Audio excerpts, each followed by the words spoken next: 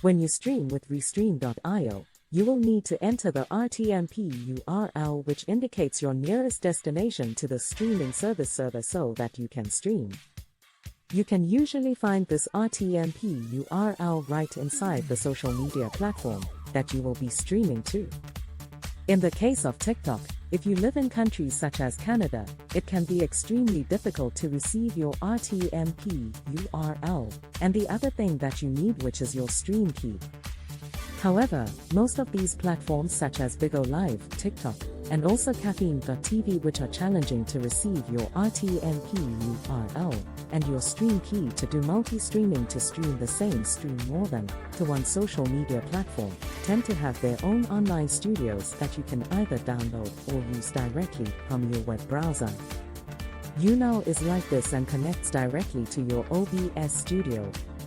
You will also need a stream key. This stream key is very important and is unique to each and every single person that streams online. You should not give out your stream key to anyone because then they could stream under your channel. You should treat both your stream key and your RTMP URL like a password and do not give it out to anyone. Once you have these inserted into your OBS studio, which is connected to Restream.io, you can multi-stream and or stream.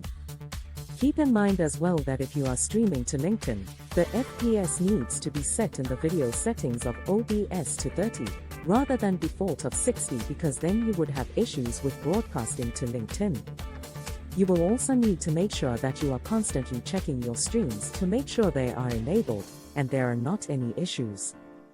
Another good streaming platform is StreamYard if you would want to have guests on a show.